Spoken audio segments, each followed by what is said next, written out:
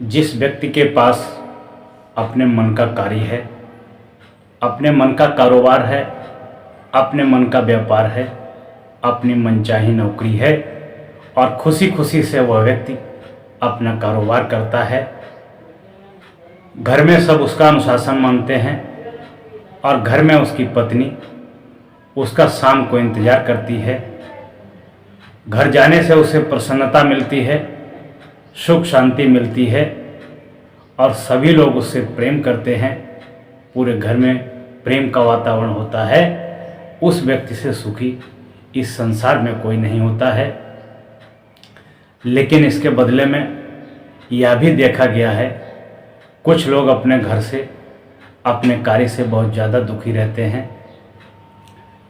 घर से पत्नी से दुखी हैं, बच्चों से दुखी हैं, पत्नी पति से दुखी है, घर में कोई प्रेम नहीं है, घर में कोई आराम नहीं है, घर में कोई शांति नहीं है।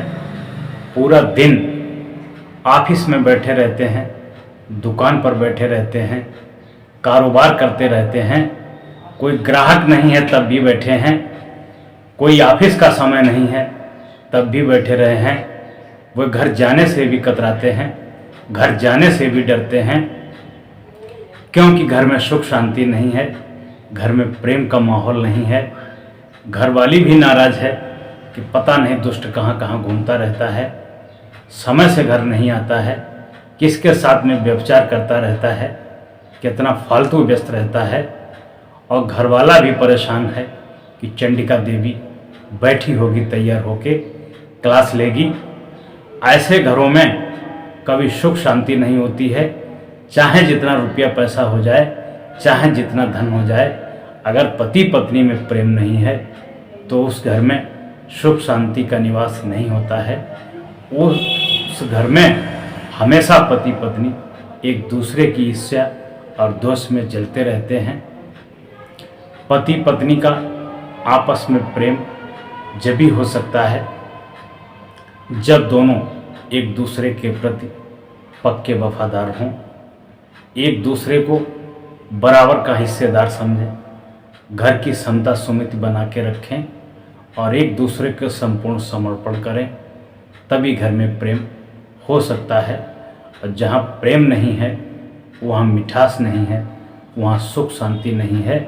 लोग घर जाने से भी डरते हैं, केवल घर में सोने के लिए जाते हैं, टाइम पास करने के लिए जाते हैं, उनकी इच्छा ही नहीं होती है कि घर जाएं। हमने कई अधिकारियों को बात करते सुना है कि जहां 3-4 दिन की छुट्टी पड़ जाती है उनका समय नहीं कटता है, वह घर में ऐसे रहते हैं जैसे कोई जेल में रहता है। क्यों? कि उनका आपस में प्रेम नहीं है।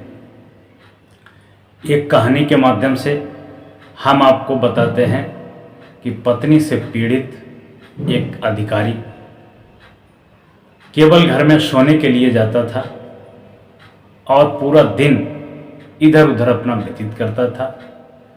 वह एक दिन रात्रि 11 बजे घर में प्रवेश करता है और चिंता टेंशन के कारण सो भी नहीं पाता है। तभी उसके घर में अचानक एक चोर प्रवेश करता है और घर के गहने बहने ढूंढता है। वो जाग रहा अधिकारी उस चोर को पकड़ लेता है और पकड़ के गुत्थिम गुत्था होने लगता है। तब वो अधिकारी कहता है कि मैं जानता हूँ तू चोर है, लेकिन मुझे न तुझे मारना है न पीटना है। जितनी चोरी करनी है उतनी चोरी कर ले, जितना रुपया पैसा है वो सब ले ले, लेकिन आज मुझे एक मंत्र बता दे कि तू उस घर में किस प्रकार से एंट्री किया कि किसी को भनक तक नहीं लगी।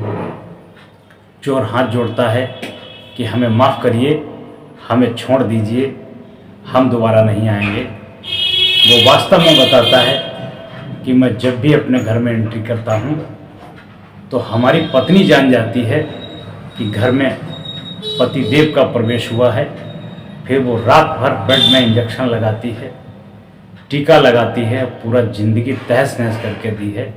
मुझे ऐसा मूल मंत्र बता दे कि मैं चुपके से अपने घर में एंटर करूं और कोई जान भी ना पाए, जैसे तैसे अपनी नींद पूरी करके पुनः अपने काम पर चला जाऊं।